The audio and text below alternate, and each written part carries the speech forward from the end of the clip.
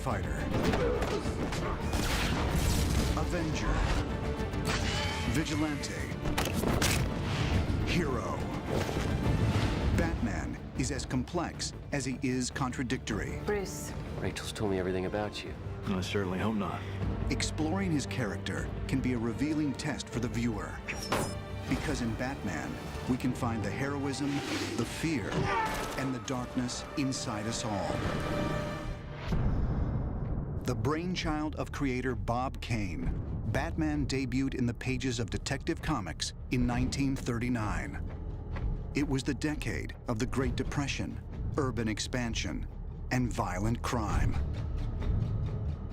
Since then, billionaire Bruce Wayne and his masked alter ego have been shown as everything from a mob-crushing crime fighter to adding layers of psychological motivation. In the 2005 motion picture Batman Begins, one of the keys to understanding Batman's psychology lies in a universal emotion.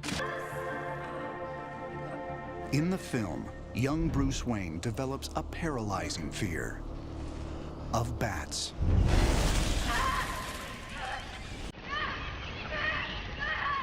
Took quite a fall, didn't we, Master Bruce? And why do we fall, Bruce?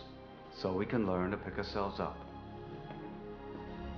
Fear is one of the fundamental psychologies of childhood, and learning how to deal with the fact that we will be afraid, but we will go on to do things despite our fears. You know what? One of the interesting things about Batman Begins is it gave us a little more glimpse into the young Bruce Wayne. Central to the Batman mythology is the notion of choice. That's very, very central to everything. The Batman stories portray the alternatives of good and evil, life or death. In Bruce Wayne's case, he was confronted with the most horrible tragedy one could imagine. Wallace, Joey, come on, fast. That's fine. Here you go. Bruce Wayne is a very plausible character psychologically. Kids generally, even if they're not directly responsible for some terrible event, generally personalize the event and take responsibility for it. Don't be afraid.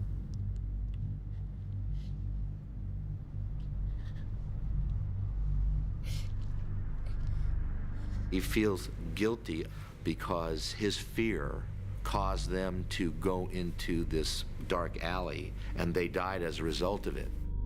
The death of Bruce Wayne's parents is an integral part of the Batman mythology and was first depicted in the November 1939 issue of Detective Comics.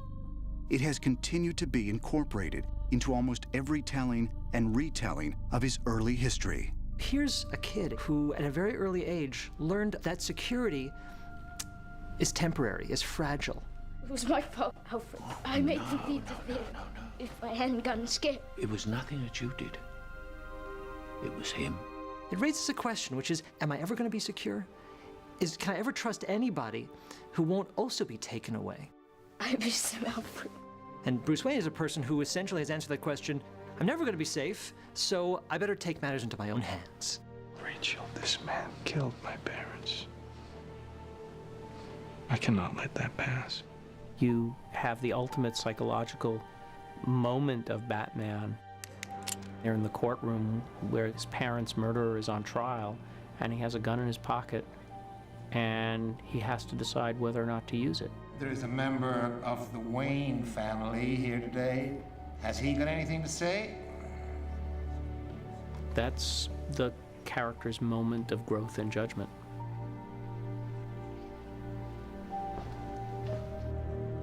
When people experience a traumatic event, it often calls into question fundamental beliefs they have. And this is the way that trauma can be a very powerful, positive force in inducing growth. With Bruce Wayne, he became dedicated to avenging, not revenging, but avenging his parents' death and protecting innocent people from criminal acts. Motivation he has through the tragedy of his parents' death and his attitude to it. When bringing the character of Bruce Wayne to the screen in Batman Begins, director Christopher Nolan found an unusual psychological parallel in a real-life historical figure, the 26th President of the United States, Theodore Roosevelt. Chris said, to me, the key to understanding the character is that Bruce Wayne is Teddy Roosevelt. Roosevelt's father was New York City's great patrician benefactor. He started the Museum of Natural History. He was one of the founders of the Children's Aid Society. And there's a similarity to Thomas Wayne, who was the great philanthropist of Gotham City. People less fortunate than us have been enduring very hard times. So we built a new, cheap public transportation system to unite the city. Like Bruce Wayne, Teddy goes through deep family tragedy. His mother and wife die on the same day. He goes off to the Dakota Badlands, probably to kill himself. Reforges himself in that situation and comes back and becomes this insane police commissioner bicycling through the city in the middle of the night. He's the Rough Rider, what we know as the iconography of Teddy Roosevelt. That's really the psychology that plays out in Bruce Wayne. Your anger gives you great power. But if you let it, it will destroy you. In the comic book histories, the timely appearance of a bat in Bruce's study gave him the idea for a crime-fighting alter ego that could avenge his parents' death. Originally called the Batman by creator Bob Kane, this second identity was inspired by popular characters like Zorro and the Shadow, wealthy crusaders who cloak their crime fighting behind a secret other self. In Batman Begins, the motives for Bruce's transformation are more psychologically based. People need dramatic examples to shake them out of apathy, and I can't do that as Bruce Wayne. But as a symbol. What symbol? Something elemental, something terrifying. In the film, Bruce chooses to adopt the appearance of a bat because it's a creature that embodies one of his greatest fears. The symbolism of using the bat is he's conquered those fears. And there's a technique that mental health clinicians use for people who have fears. It's called exposure. It's just a wonderful example of how people become afraid of things and they can become unafraid of them. The murder of Thomas and Martha Wayne instilled a sense of purpose in the life of their orphaned son. But as Batman, that life is far from easy. And each day, Bruce Wayne's psyche is divided between his normal self and his secret identity, which raises a fascinating question. Who is the real person? Bruce Wayne or Batman?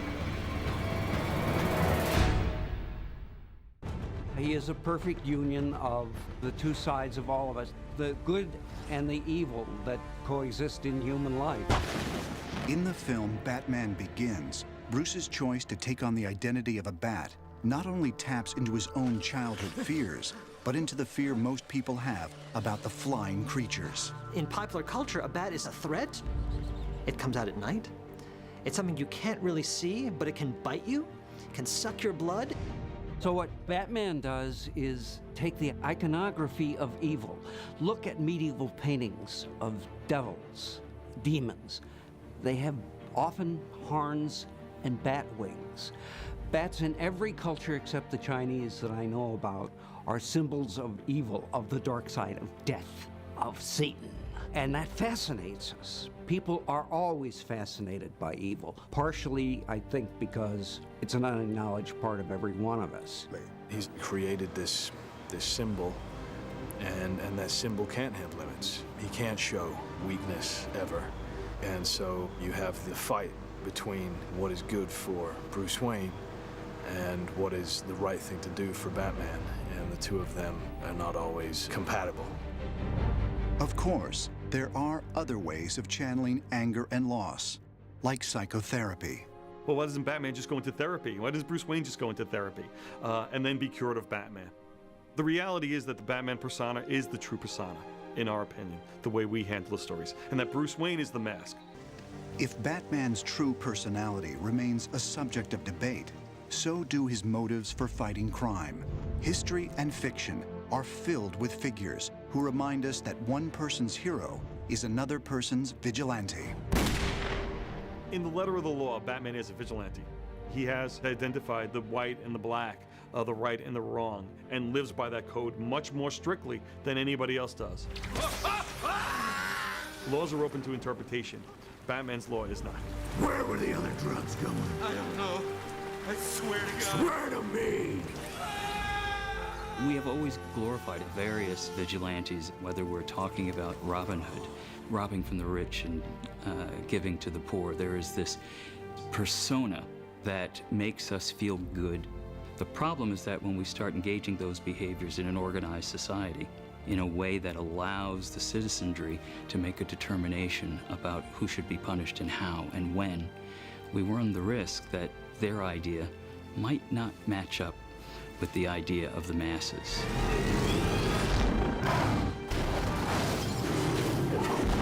What he's doing is really outside the law.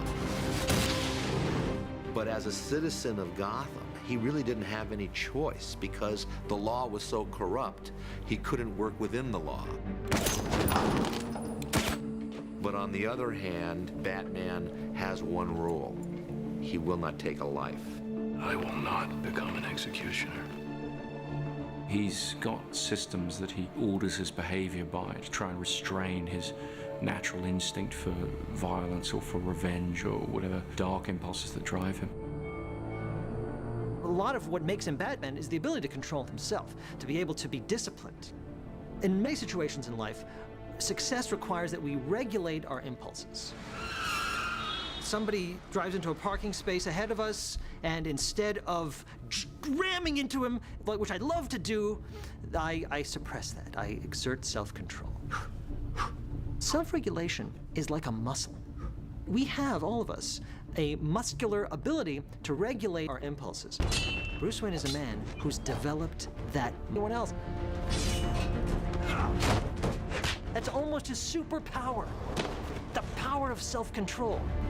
If you finally learn to do what is necessary, I won't kill you.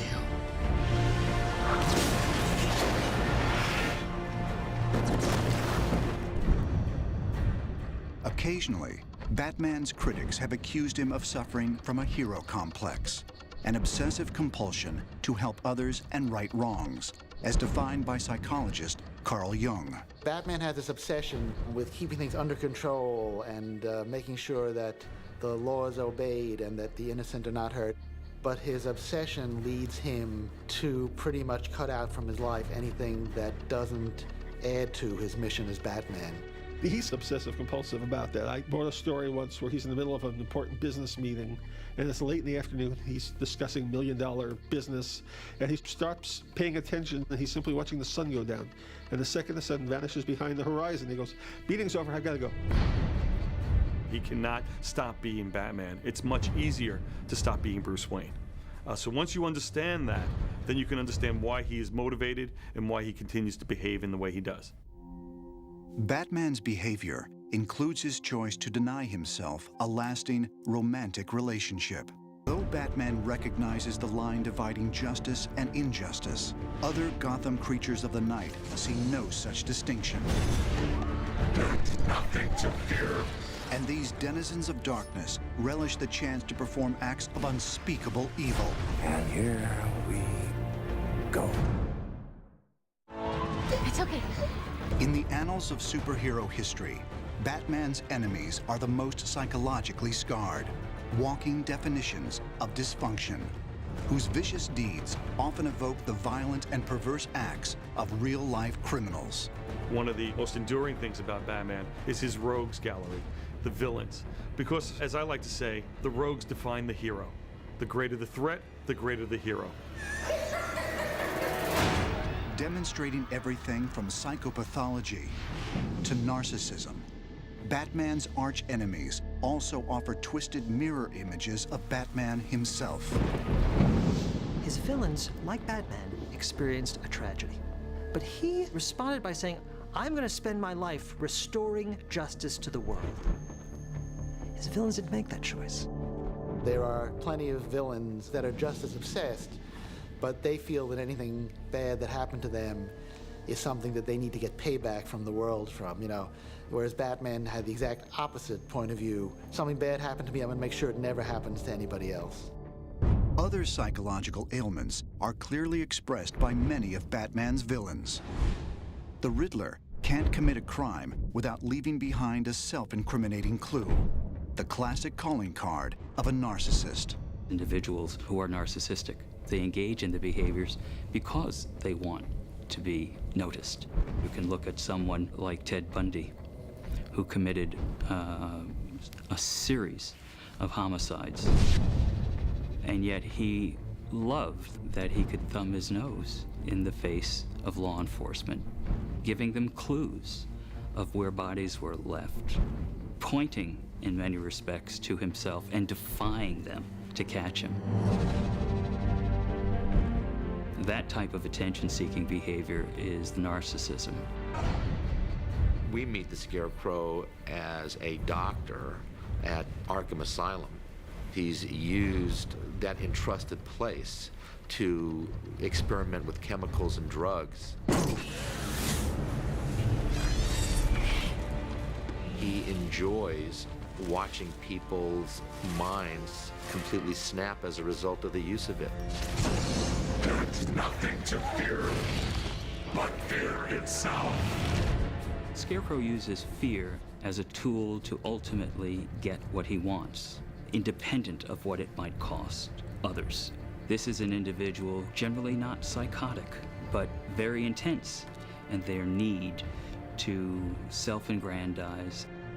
A individual like the Unabomber, Theodore Kaczynski, part of his delusions is that mechanization and modernization is ruining the world, and takes it upon himself to send bombs to computer scientists, professors. He became vengeful. I'm going to take it on society, and thus becomes this murderous, crazy person.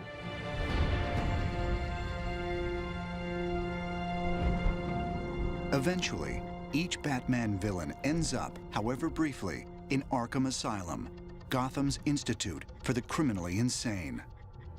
But do villains like Scarecrow and Two-Face truly meet the legal definition of insanity?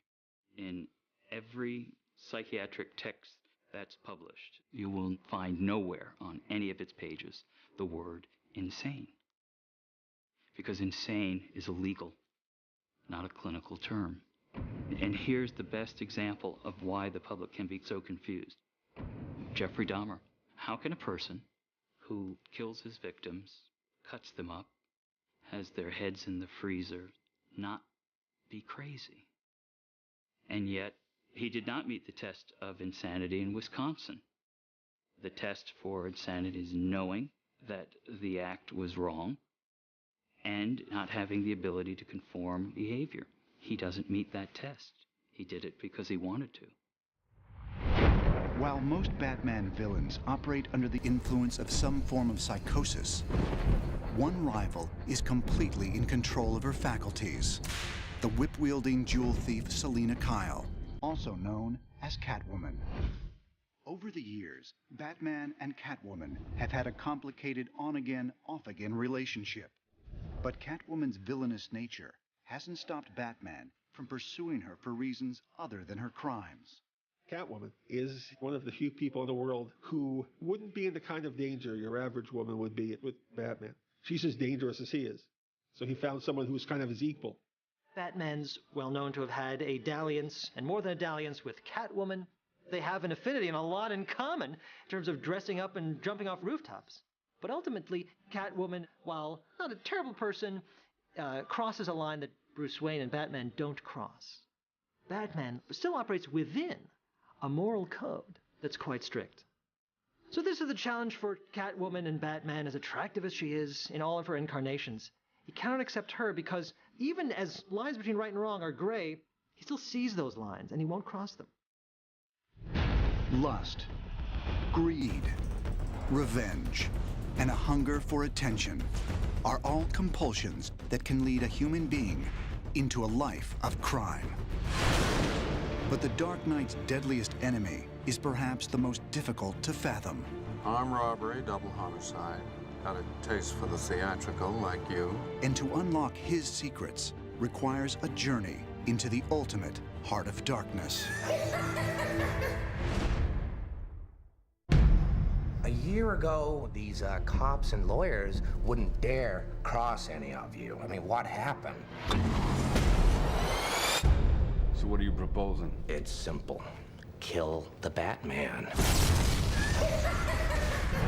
Of all the evildoers in Batman's universe, none is more explosive or unpredictable than the homicidal nemesis known simply as the Joker. Come on, hit me! He represents a kind of chaos, of meaninglessness, of randomness, the idea of the character of the Joker, just the luck of the cards. Here's my card. Introduced by DC Comics in 1940, the Joker initially had no backstory. Over the years, several versions of his history have been written, describing the character's maniacal metamorphosis. One involves a tragedy, in which the Joker fell into a vat of chemicals and became disfigured as a result. The accident not only changed his appearance, but also twisted his mind. You don't know what makes him tick. Maybe he won't kill you. Maybe he'll hand you a $1,000 bill. He'll probably kill you, but you can't be sure. So in that way, he's a perfect villain for Batman. Most characters can justify the terrible things they do as, I'm doing this for my family, I'm doing this because the world hates me, I'm doing this because... pick an answer. The Joker does it because I'm as nutty as a squirrel, and I'm proud of that. Some men aren't looking for anything logical. They can't be bought, bullied, reasoned, or negotiated with. Evening, Commissioner. Some men just want to watch the world burn. There's a clear motivation which is understandable for what's prompting their behavior. In the case of somebody who's mentally ill, you can't necessarily predict what they're going to do because their motivations are not the normal ones. For example, an individual such as John Hinckley, who believed, amidst his psychosis and narcissism, that if he were to assassinate the President of the United States, Jodie Foster would fall in love with him. You see quickly where the logic in that line of thought falls apart. Why so serious? And the Joker has an agenda of chaos. He's a unique villain in that he is not even necessarily after money or power or any of those traditional things. So that's really the hardest kind of evil to fight because you can't bargain with it. Well, hello, beautiful. In The Dark Knight, the battle between Batman and the Joker is taken to the ultimate level. A little fighting here. I like that. Then you're gonna love me. I always felt, as Batman, that there was a great curiosity about this Joker because he hadn't come across anybody like him before. This is another character like himself who will not compromise whatsoever. I think the Joker is the logical response to a character like Batman. They are dark reflections of each other. They're both men who operate outside of normal social norms. They're both highly talented, highly gifted at what they do. That's a challenge. It's not just a physical challenge. It's a moral challenge. It's an intellectual challenge. And Batman can't let that go. Because the Joker isn't just threatening him physically. He's threatening the premise of Batman's existence. That's why it's such an epic discussion that they're having. And of course, it's played out physically. It's played out in fights and punches and gunshots.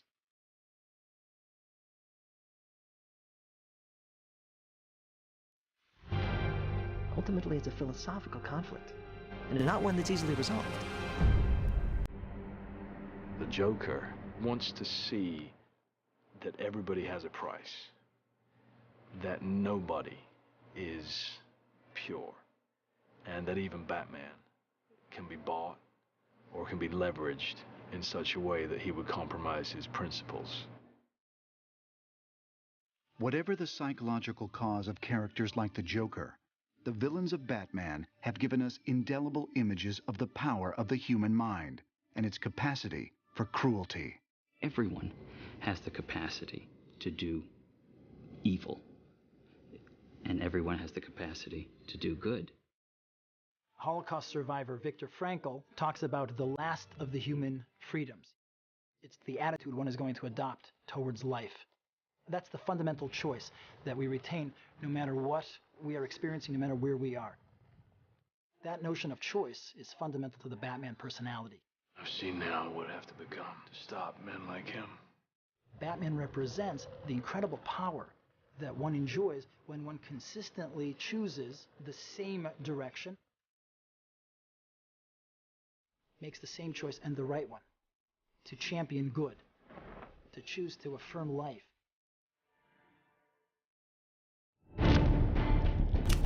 Beyond the thrill of his adventures, Batman gives the world something greater.